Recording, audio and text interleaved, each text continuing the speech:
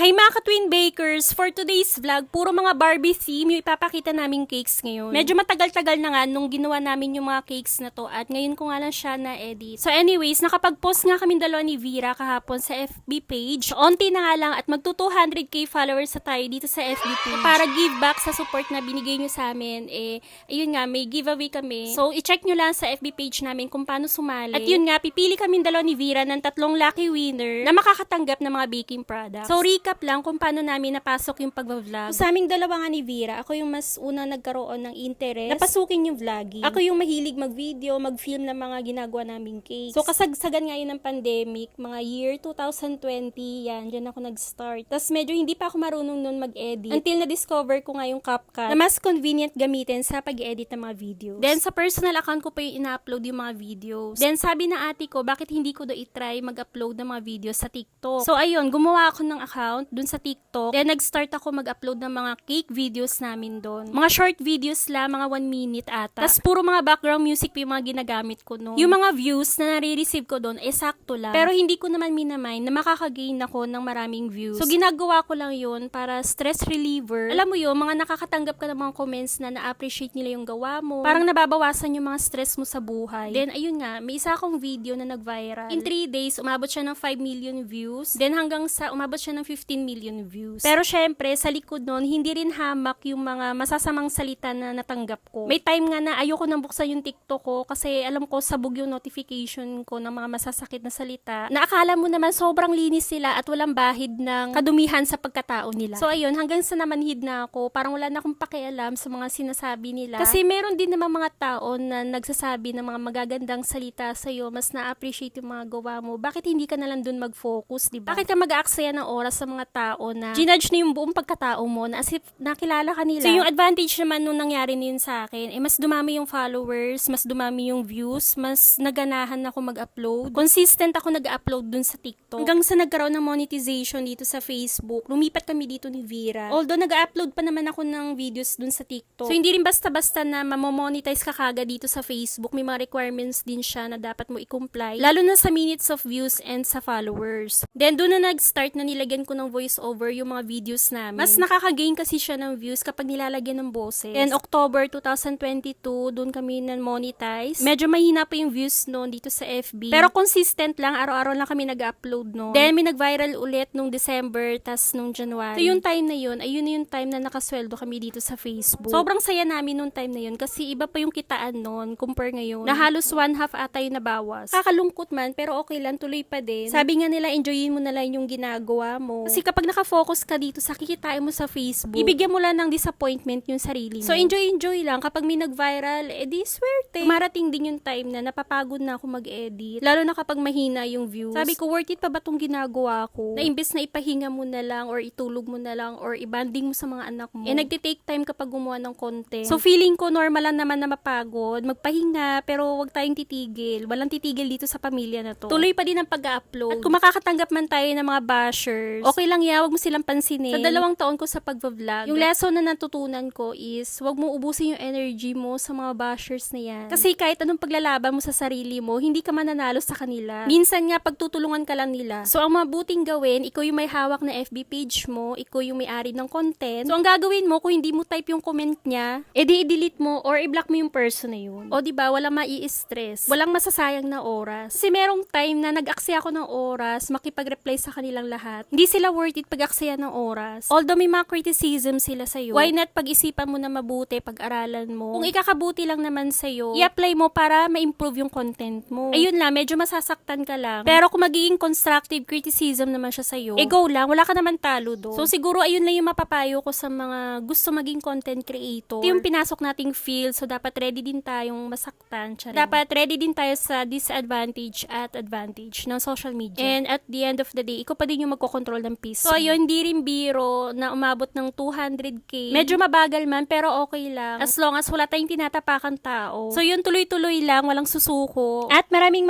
salamat sa mga nanonood at nagtitiwala pa rin sa amin.